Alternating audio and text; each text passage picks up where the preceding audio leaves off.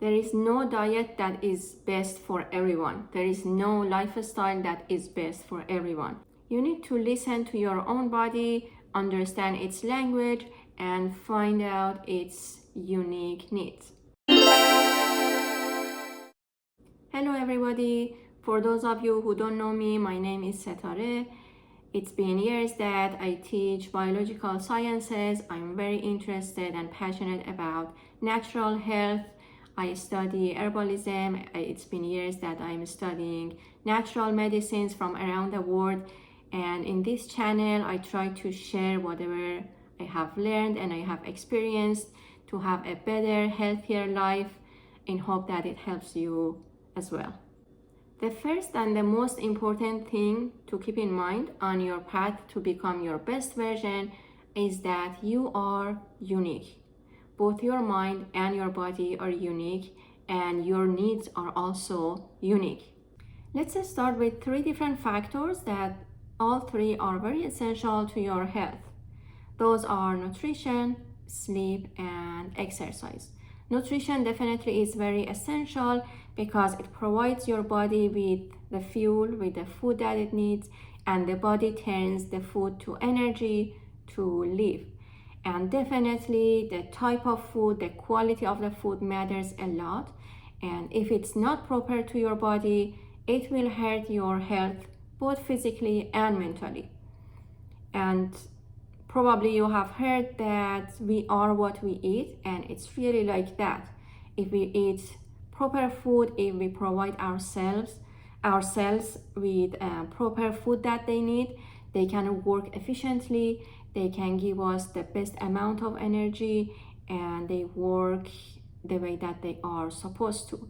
But if the food is not proper to our unique body, it will cause problems. At the beginning, it would be at a cellular level, so we might not notice that for several years, but little by little, chronic diseases will appear. Sleep is very important because if we don't sleep properly, and it includes both quantity and quality, the brain will be affected, the whole nervous system will be affected, following the hormonal system will be affected, and it will destroy the proper rhythm that the body needs to have. And physical activity is also very important because that is actually the fire for the life. If we have a proper amount, we can have enough energy. If it's not proper, if it's too low, if it doesn't work properly, then the whole body will be affected. We won't have enough energy because the metabolism is too low and cells are not able to turn food to energy efficiently. Science has proven that we have different DNAs. DNA is a type of biomolecule that carries our genetic information and everything that happens in our body, and it's unique person to person. And natural medicines from different areas of the world, they come up with different elements, essential elements, and they all believe that we have different amount of those essential elements. I think the most common one is those 4 essential elements: fire, water, air, and earth. And each of us have all of those 4, but in different amounts. And that different amount makes lots of differences in our bodies and minds. It makes us unique because based on that combination, based on that unique combination and amount of those elements, we have unique needs. And also we have unique weaknesses and strengths. So if we get familiar with those weaknesses and strengths, we can use our strengths in a best way and cover the weaknesses. So it's very important to know the unique body. For example, someone who has earth as the strongest element, it's easier for them usually to structure themselves, to discipline themselves, because that element has more stability and it's more structured. For people who have more fire, they need lots of joy, something that gives them motivation to do something, inspiration to do something.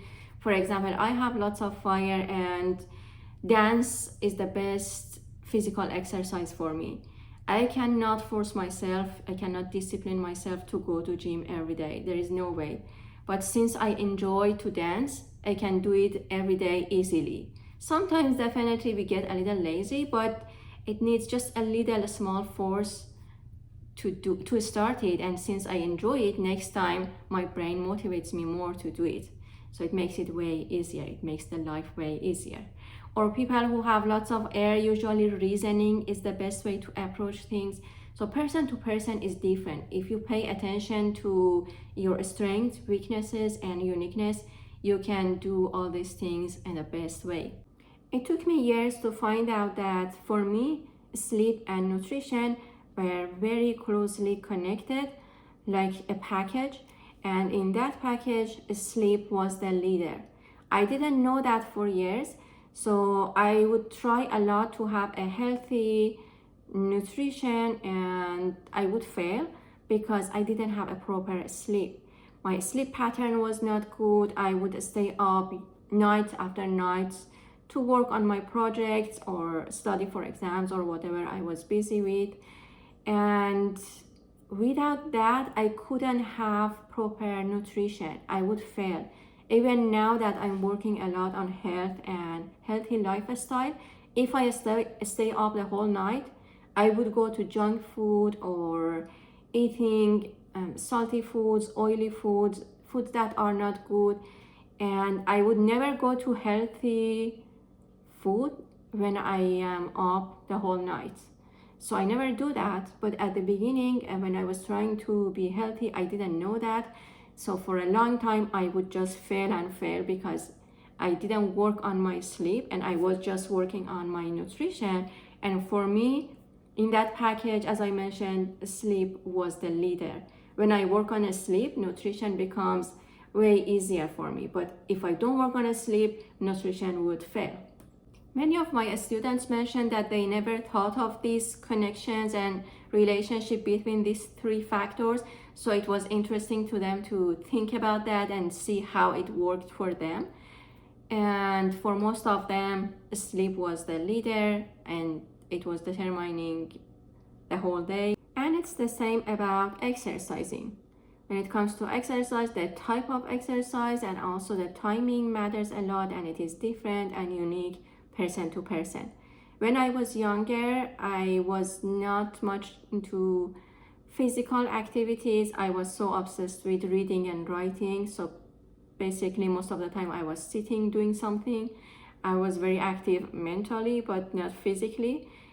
And after a while, when I decided to become healthier, because I always heard that it's very good for health if you wake up early and exercise, I tried to do that and it was just failure after failure because I'm not a morning person, and waking up early and exercise at that time, it's like it takes up my whole energy, it consumes the whole energy, and either I get headaches or I need to eat a lot during the day to compensate the energy that I lost. If you haven't paid attention to these factors, it's a great time to start. You can start it right today and pay attention to these factors and how they are connected and how they work for your own body. You can see how many hours of sleep you need, what time if you wake up you are the sharpest, what time of the day is best for you to exercise, and also what type of exercise you can do easier and happier. Finding a type of physical activity that gives you more joy and happiness will be very helpful, because when an activity gives you joy, you automatically practice it more and more. This is the way that the brain is wired. When you do an activity and you enjoy it, your brain encourages you to do it again. So you will do it easier next time. These things need some amount of discipline, but if that activity gives you joy and happiness, it makes it way easier. You wouldn't face a big resistance that causes failure. So you need to pay attention to your body and see how it works, because if we don't pay attention and if we just want to follow a model, sometimes it doesn't work for us. Sometimes for years we just fail, and finally we conclude that we don't have enough willpower, or we define ourselves as big failure, which will have lots of negative effects again. To become your best version, you need to learn to listen to your own body, understand its language, and find out its unique needs. It's not easy, it needs patience, it can be confusing at the beginning, but you will learn it, everyone can learn it, and it is very rewarding, and your future self will appreciate you a lot.